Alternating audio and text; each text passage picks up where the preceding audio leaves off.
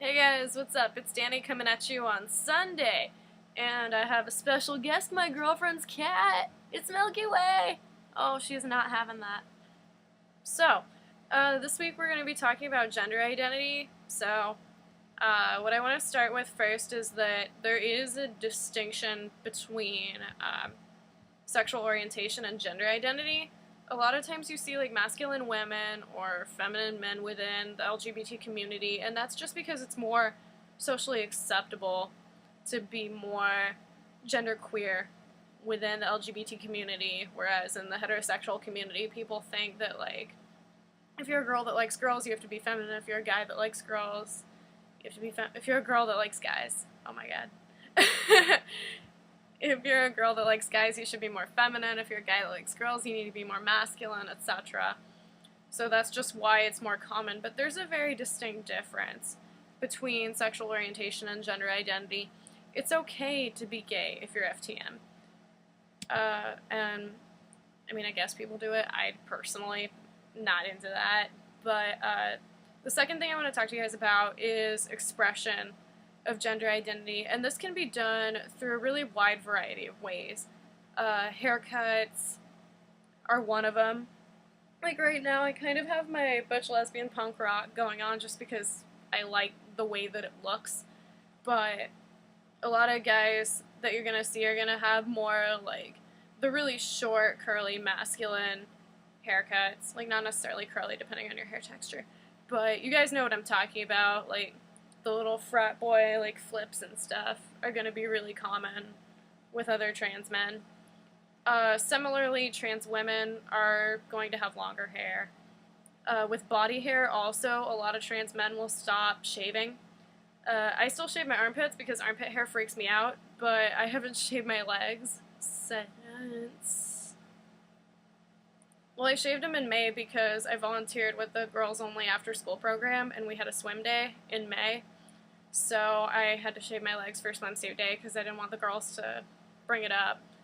But before that, I hadn't shaved my legs since last November. And they're pretty...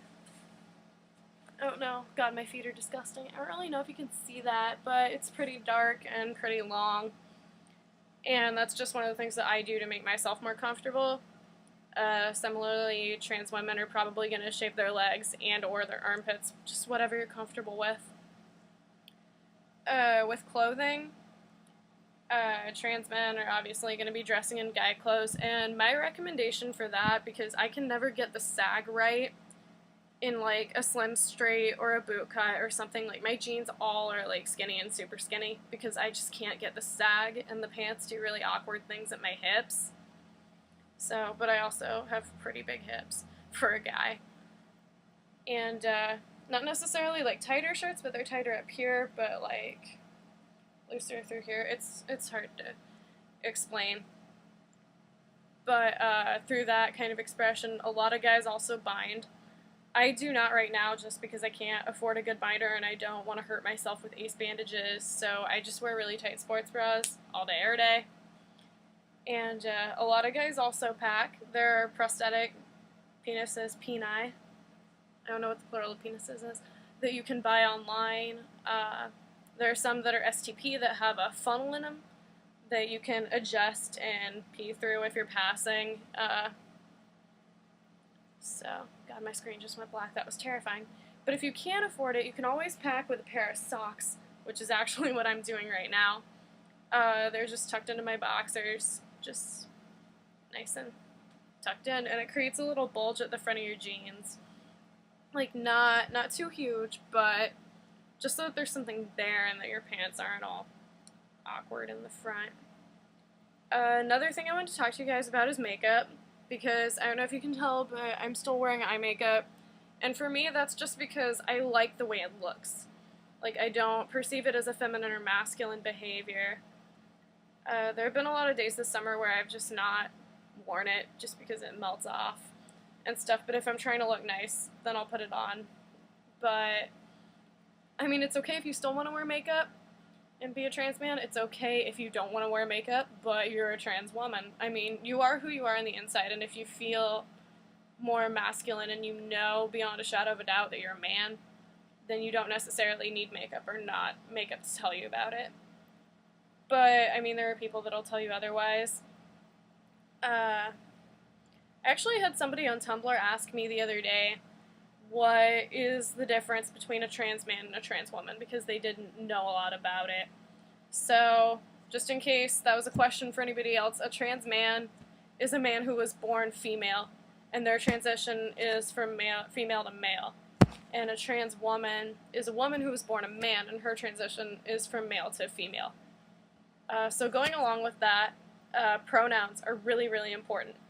And if it looks like it could remotely be a question, like this person is a little bit androgynous, like they're not really fitting their the gender norms that are assigned with their birth sex, just ask them, like, what are your preferred pronouns? Because that's polite. And, I mean, it's more upsetting for me to be asked, like, would I prefer male or female pronouns than for someone to call me a girl, because I'm not a girl, you know? So just keep that in mind. Like, pronouns are everything, and I can't just wear a sign on my forehead that says I'm transgender, so use male pronouns with me, because that's not really, what is that, socially acceptable. I just forgot what that was called. I do want to point out that there is a difference between being transgender and being transsexual. A transgendered person is actually, like, transgender is a really umbrella term. Like, it's really broad. And technically it's supposed to define anybody that doesn't fit the gendered norms of their birth-assigned sex. So a transgendered person could be a butch dyke, but that's not how they identify, because transgender is generally a term used by transsexuals to identify themselves. And they use it interchangeably. I mean, I do it too. But technically there is a difference. A transsexual is a person that wants to take steps to physically change their bodies to match the sex that they feel that they are inside. So, FTM transitions will use testosterone to make female characteristics more masculine, and MTFs will use estrogen to make their masculine characteristics more feminine. And this can be done a variety of ways. I don't necessarily know about estrogen, but with testosterone, there is androgel, which is a topical thing that you rub on your skin. There's also a shot that you inject into your muscles. There's some kind of like pod that you can slip under, like I guess like you slip it under your skin or something, and it just releases testosterone, and then you replace it every month or some shit. And there's also an oral one, but that's really damaging on your liver, so it's not really recommended by a lot of doctors right now. The two most common methods of administration for testosterone are going to be androgel and the shot. I really hope I get the shot, personally, when I start, just because it's more, like, it's a better dose, and you don't have to worry about it, like, rubbing on other people and, like, covering it up and just all that shit. Like, I'd just rather inject it into my leg or something. So that's basically, I mean, depending on your dose, it'll take a while for changes to set in, but a lot of changes that you can expect for FTMs that I know are your voice dropping and a lot of more muscle definition, especially like through here. There will be a lot of fat redistribution at your hips, because there's nothing that can make you like taller, and there's nothing that can actually like change the shape of your bones. So I'm always going to have really wide hips for a dude. But the fat that's around my hips that accentuates them is going to redistribute to more up here and through here as I get older. Can also expect male pattern baldness, so I'll probably have a receding hairline by the time I'm 22, which is really sad, but I mean, what can you do? There's also I've heard a lot of temperament changes. A lot of guys get more aggressive. Your sex drive shoots up. I've heard a lot of guys say that they can lift a lot more when they start T. And what I do know about estrogen for MTFs, like, I'm not a really good source of this, but from the girls that I've talked to, estrogen stops working by the time you're 25. So if you're MTF, the sooner you can start, the better. By the time you're 20, it's really, really hard to get your voice to rise anymore, and after 25, like, there's basically no effect to it. You just feel more like a girl. So with FTMs, you're pretty lucky. Like, you can just start tea whenever you want, but as always with women, there's like a timeline that you have to do things by, otherwise your body is just like, wow, oh my god. As for dating, that's something a lot of people ask about, and because I'm not passing yet, and a lot of people still like think I'm a chick, I guess when I was dating, I was trying to date lesbians. My girlfriend identifies herself as a lesbian, which is great, and I love that about her. It's hot. She's somewhere in this apartment. This is her new apartment. We're here now. Yay! But that's how she identifies herself. I also, because, I mean, like, I'm trying to come to grips with it, but who wants to be straight when it's so much more fun to be gay? Sometimes I'll still refer to myself as a lesbian.